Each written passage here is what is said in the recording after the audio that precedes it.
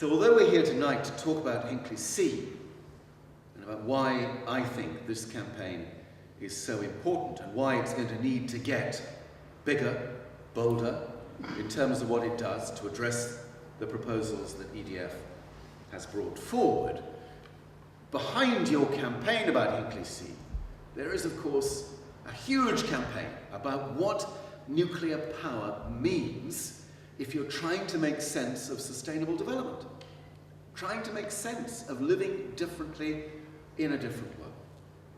So I have to move over now into the bits about why nuclear power is so fundamentally wrong for any society seeking to become more sustainable, genuinely sustainable.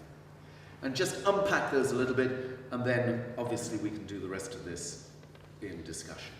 So I've got two areas of kind of angst about nuclear power in the round. Some of them are very practical, my anxieties, and some of them are much more to do with my ethical commitment to sustainable development and what it stands for. So the practical bits are easily dealt with. They're not difficult. I have huge concerns about the cost of nuclear power. I do not believe a single word that issues from the mouth of a single spokesperson for the nuclear industry. Please don't think I'm personalizing this with cheap insults, because I'm not. But trust me, you have no reason to believe a single word that comes from the industry. If you are a believer in evidence-based policymaking, you need to know that evidence will tell you that this industry is an industry that is obscured, concealed, lied, deviated from the truth in completely consistent ways from 1951 onwards.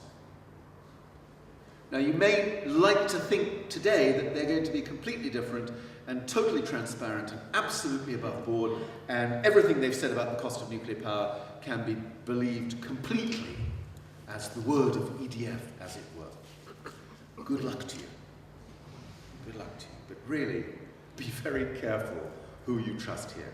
The Sustainable Development Commission did a big report on this 4 years ago, and quite honestly, we spent 6 months looking at the economics of nuclear power. And in our report we said, we don't really know what to tell you about the economics of nuclear power, because there's no way you've got any guarantee that any of the different voices that you hear about this are actually telling you the truth. The levels of secrecy, of buried subsidy, of dodgy accounting practices, this is endemic in this industry, and frankly, one estimate is as good as the next. All you need to know is that you're probably not getting the real truth about this.